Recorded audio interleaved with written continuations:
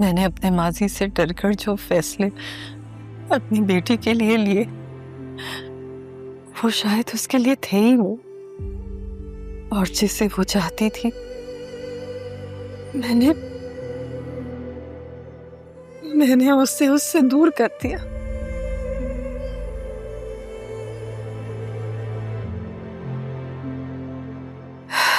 मेरे परवरदिगार, मुझे फैसलों की समझ नहीं,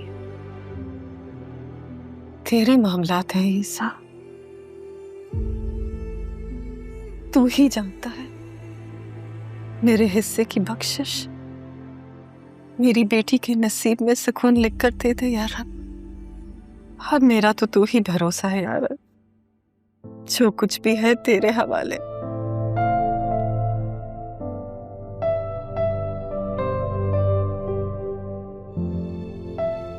जमीन खाला बिल्कुल ठीक कह रही थी, लेकिन अभी तो मैंने खबर बताई नहीं और आप अभी से ही मसले पे बैठ गए हैं। क्या खबर बताओ।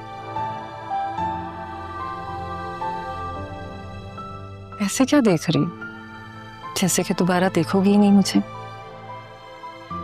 मम्मी कितनी दफा कहा है ना क्या करे ना ऐसी बात है। मैंने समारिया से बात की थी ना, तो कल इंटरव्यू है मेरा। ये जॉब तुम्हें ही मिलेगी इंशाल्लाह। तो पहले मुझे वहां जाके देखने तो दे, अगर वो लोग राह सैफ के काबिल हैं भी या नहीं। और अगर मुझे जॉब मिल गई ना, तो ये सब आपकी दवाओं की वजह से।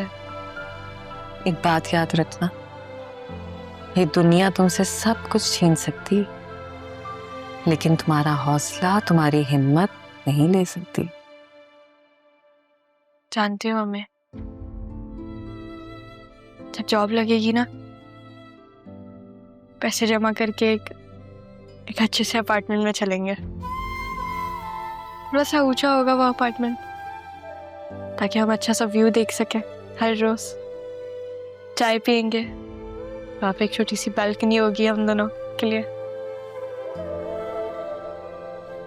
रहेंगी ना आप मेरे साथ?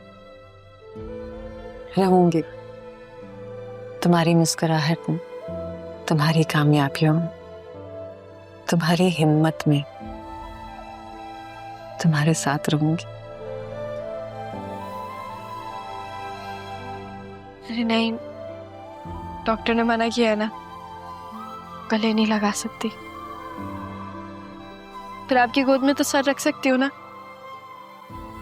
हाँ, आज मैं कभी तनहा नहीं रहूंगी अम्मी, आप है ना मेरे साथ।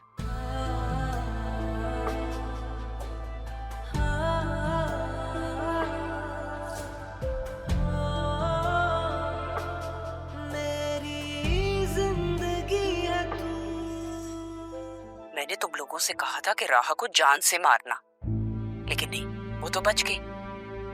और एंड वक्त पर अरमान भी आ गया, उसे लेकर भी चला गया। वो पहुंचा कैसे है वहां पे? रमीज को बोलना वो मुझसे बात करे, उससे पैसे दूंगी।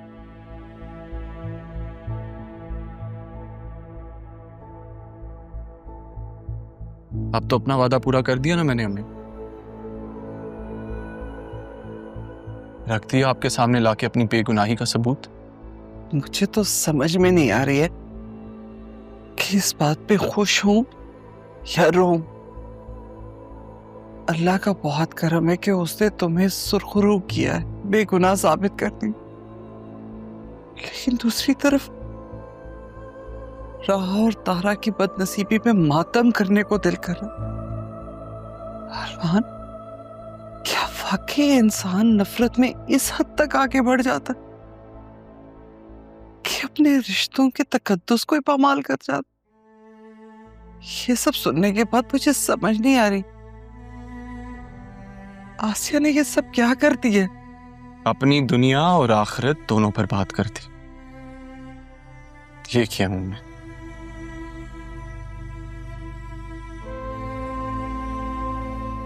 लेकिन अब आगे क्या करना है, ये एक सवाल है जहां आके मैं बंद गली में फंस गया।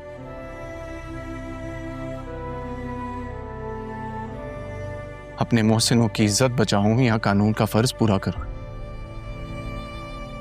तुम करना क्या चाह रहे हो? देखो बेटा, ये मत भूलना कि अतीत साहब की तबीयत अभी संभली नहीं है, और ऐसी वैसी कोई हरकत मत करना। तो ये फैसला मुर्शद पे छोड़ दिया। लेकिन अम्मी, राह तक सच्चाई पहुंचनी बहुत जरूरी है। हम कल उनके घर चलते हैं। वो तारा का फोन आया था। नहीं, मैंने नहीं किया था। तुम चाहे तो देख लो, वहां से कॉल आई थी। सब खैर तो है ना? मुझे कुछ खैर नहीं लगती। तारा की आवाज से लग रहा था वो ठीक नहीं है, और उसने तुम्हारे लिए खास पैगाम भी दिया। इसने खैर अरमान से कहना कभी राहा का साथ ना छोड़।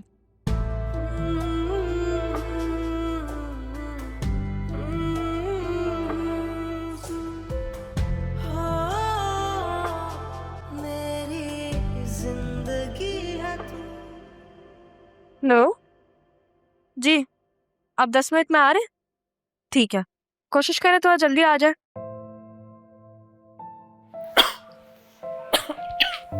ठीक है, अल्लाह हाफ़िज़।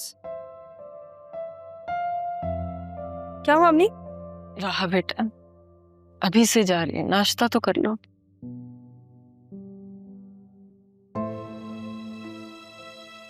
दो वजह है, इसलिए जल्दी जा रही हूँ।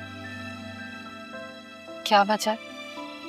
पहली वजह यह है कि नाना जान कहते थे जब पहली दफ़ा किसी मीटिंग में जाओ तो फिर जल्दी जाओ, ताकि आप वहाँ जाके माहौल देख सको और ये देख सको अगर वो लोग अपने वक्त के पाबंद हैं या नहीं।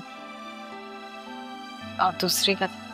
और दूसरी वजह यह है कि ऑफिस यहाँ से दूर है, जल्दी जाऊँगी जल्दी आऊँगी ना, तब तक अपने आप को मेंटली प्रिपेयर करूँगी। मेरी दुआ है कि तुम बहुत कामयाब हो, साकिन ने सुकून से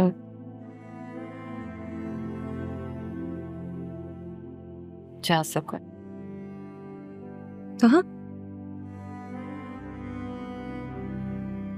थोड़ी देर रुक जाए ना, मैं आ रही हूँ, फिर साथ चलेंगे। नहीं, तुम नहीं जाओगी, तुम यहीं रहोगी। तुमने अभी बहुत काम करना। कहाँ जा रही हैं आप? कहीं नाश्ता करके जाए, तुम्हारी कैब आने वाली हो।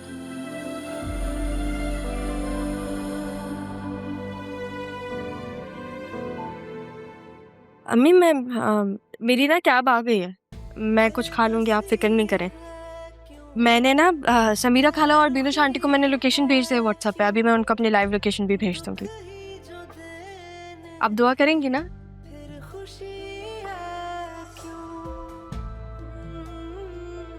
और अम्मी, जब पहली सैलरी आएगी ना तो आपके लिए एक अच्छा सा फोन लेंगे, ठीक है? ख्याल रखिएगा, जाने की बातें मत किया करें, मैं बस आ रही हूँ।